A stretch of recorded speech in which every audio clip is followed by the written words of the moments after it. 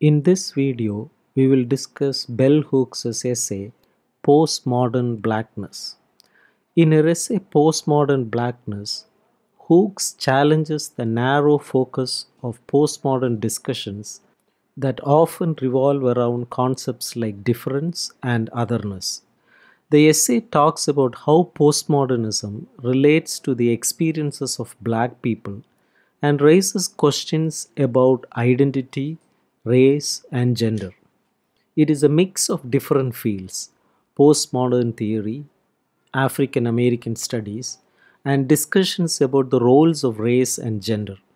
By crossing these boundaries, Bell Hooks emphasizes how valuable postmodern ideas are for understanding Black experiences. At the same time, she points out the problem of excluding voices and perspectives within the postmodern movement, which too often only echoes the opinions of white male intellectuals. Postmodern ideas can sometimes exclude people while claiming to focus on difference and otherness to create meaningful opposition and legitimacy. Very few African American thinkers have discussed postmodernism. It is important to keep questioning the idea that there is no meaningful connection between black experiences and deep thinking about culture and aesthetics. What bothers Hooks is not so much the basic idea of postmodernism, but the usual way people talk about it and the people who talk about it. Hooks feels like an outsider looking into the conversation. This conversation is mostly led by white male intellectuals or academic elites who talk in a way that feels exclusive. Hooks is critical of most of the writing on postmodernism. She is particularly aware of how the focus on otherness and difference in these works doesn't seem to make much of a real impact on changing the direction of postmodernist thinking. Postmodern theory was developed as a reaction against traditional modernism, but it rarely mentions the experiences of black people or the writings of black authors, especially black women. Though more recent work might mention Cornel West, a prominent black male scholar engaged in postmodern ideas, it still leaves out the voices of black women. Even if postmodern writing talks about aspects of black culture, it usually only references the works of black men. For instance, Andrew Ross's chapter Hip and the Long Front of Color in the book No Respect, Intellectuals and Popular Culture is an interesting read, but it portrays black culture as if black women have not contributed to it. At the end of Megan Morris's discussion about postmodernism, in her collection of essays titled The Pirate's Fiancé, Feminism and Postmodernism, she lists works by women that challenge the dominance of male perspectives in this discourse. While these works might not directly talk about postmodernism, they address similar issues. However, there are no mentions of works by black women. It can be disappointing when the contributions and voices of black people, especially black women, are overlooked or not considered in discussions about postmodernism. Hooke says that it gives the feeling like those who talk about postmodernism don't acknowledge black women's existence or the possibility that black women might have valuable things to say, create art, or share important experiences. This is particularly noticeable in works that emphasize how postmodernism allows us to think about difference and otherness in academic settings. Back in the 1960s, during the Black Power movement, there were certain perspectives that could be called modernist. The way black people talked about their identity often fit with a universal way of thinking. But issues like patriarchy and its effects were not widely critiqued among black activists. Despite this modernist influence, the powerful postmodern state suppressed the militant protests that emerged. After the Black Power movement, there was a period where magazines asked what happened to Black America. This was in response to the demands and actions of marginalized black voices that briefly managed to bring black liberation to the national spotlight. Following the movement, many of these voices were silenced by repression or lost, and new ways were needed to keep the messages of black liberation alive. Radical postmodernist thinking, often seen as valuing difference, should include the voices of black people who have been pushed aside, exploited, and oppressed. It is ironic that this contemporary discourse that talks so much about diversity and recognizing different perspectives mostly targets a specific audience that speaks the same language rooted in the very narratives it claims to challenge. For radical postmodern ideas to really make a difference, they can't just be words, they have to be reflected in how they are presented and what they talk about. Critics like Robert Storr express similar concerns.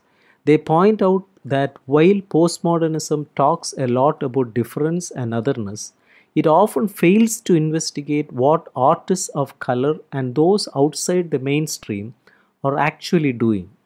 Instead of digging into this, there is sometimes too much worry about imposing on other cultures. This lack of research makes these discussions less meaningful and less revolutionary. Sometimes, when white theorists lack proper understanding and interaction with people from non white backgrounds, their theoretical paths can become disruptive to the critical practices needed for radical liberation struggles. The postmodern critique of identity is relevant for black liberation efforts, but it is presented in ways that can cause problems. Due to widespread white supremacy, which aims to stop the formation of strong black identity, we can't casually ignore concerns about identity politics. Anyone exploring how postmodernism can empower racial differences and fight racial dominance needs to think about what this means for oppressed groups. Many are searching new ways to resist and embrace decolonization as a way to critically address the situation. An example of this is the postmodernist critique of essentialism, which impacts how we understand identity. Postmodern theory that genuinely wants to understand otherness and not just use it as a trendy concept should not connect the politics of difference with the politics of racism. To seriously tackle racism, we need to think about the struggles of underprivileged people of color, many of whom are black.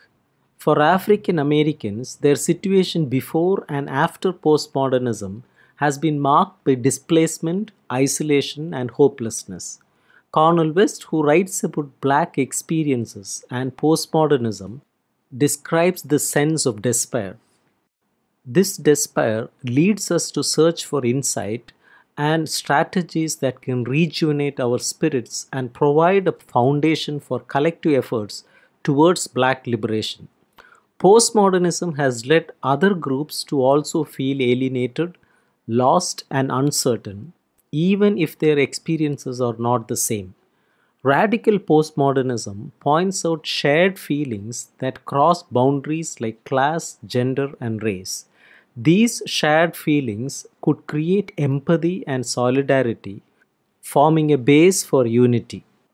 Earning is a word that describes the common feeling shared by many, regardless of race, class, gender, or sexuality. When postmodernism questions established narratives, it brings out the longing for a critical voice in those who have been silenced. Rap music has taken the place of rhythm, and blues are the most popular music among young black people. This shift shows a desire for expression and a chance to share stories. Rap has given critical voice to underprivileged black youth, letting them speak out and connect. Lawrence Grossberg, in his essay Putting the Pop Back into Postmodernism, explains how postmodern ideas can empower us by recognizing our existence and creating positive connections. When we think about postmodernism and how it critiques the concept of identity, It might seem like it is pushing aside the voices of those who have suffered under colonization and dominance. Even if this feeling of being excluded is based on a misunderstanding of postmodernism's intentions, it still affects how people react. It is not surprising when black individuals respond to the critique of essentialism, especially when it questions the validity of identity politics, by saying it is easy to give up identity when you already have one. This response, although valid, does not necessarily change the conversation. We should not disregard the insights that postmodernism offers about African American experiences, even though there are criticisms about its directions. The critique of essentialism from postmodernism is actually helpful for African Americans who want to rethink outdated ideas about identity. For a long time, we have been confined to a narrow idea of what being black means, imposed by both external forces and from within their own community. Postmodern critiques of essentialism challenge the fixed idea of identity within mass culture and consciousness. This can help us create a more diverse sense of self and assert their own agency. Using this critique of essentialism helps African Americans acknowledge how changes in class status have affected their experiences. This critique allows to accept various forms of black identity and experiences.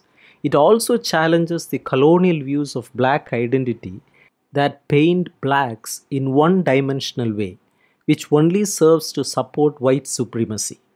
Rejecting essentialist notions would be a powerful way to fight racism. While we critique essentialism, we can recognize that multiple experiences of black identity exist, shaped by various cultural factors.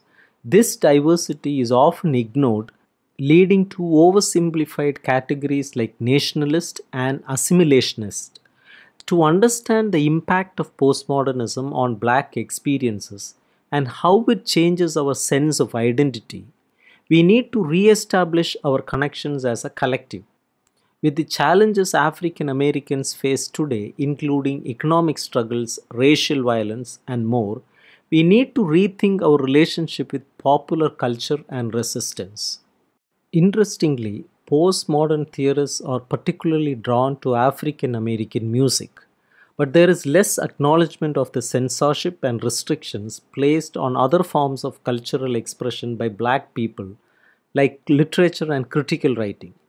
Editors and publishers often try to control how black culture is portrayed and aim to create products that appeal to a broad audience. This limits the kind of work that many black creators feel they can do while still getting recognition. There is a need for postmodern thinkers and theorists to become an audience for these less conventional forms of work. To do this, they must exert influence in critical writing to make the field more inclusive. Changing the exclusive nature of postmodern discourse involves black intellectuals participating in the conversation and pushing for openness. To make this change is to practice a postmodernism of resistance. This intervention requires postmodernism to become more diverse and inclusive, allowing a broader range of voices to be heard. Cornel West, in his essay Postmodernism and Black America, suggests that black intellectuals often find themselves on the margins, straddling between black and white cultures or immersed in Euro American settings. It is important for black intellectuals to understand that they are not confined to these margins. The impact and significance of what they produce depend on how they work and what they focus on. West mentions that some black intellectuals lack a direct connection with most of black life, which he believes weakens their value to black resistance. This idea hints of essentialism, the belief that certain qualities are inherent to a group. However, there are exceptional black intellectuals who don't feel this disconnection and dedicate their work to strengthening black critical awareness and collective resistance. It is worth noting that sharing theoretical concepts and critical thinking does not have to be limited to academic writing or the ivory tower. Even if someone works in a mostly white institution, they can still be deeply involved with the black community. Managing ties to the black community is essential. It means that writers, critics, and academics need to prioritize nurturing these connections just as much as their scholarly work. This emphasizes the idea that knowledge should be shared in various ways. How much knowledge is spread and accessible depends on one's political commitments. Postmodern culture, with its focus on decentralized individual, can either lead to disconnect or serve as an opportunity for new forms of connection. Ruptures, shifts, and context changes can create openings for alternative practices that don't limit intellectuals to separate spheres with no relevance to everyday life. Engaging with culture from a postmodern standpoint aims to connect intellectual work with daily life, artistic expression, and aesthetics that shape the lives of both scholars and the general population. Cultural terrain provides space for meaningful dialogues even with those who might not have formal education. Conversations can revolve around what people see, think, or listen to. It is a place for critical exchanges. It is exciting to think about creating art, discussing, and writing about topics that deeply engage with popular culture. This might be the central location for future resistance efforts, a place where new and radical ideas can thrive.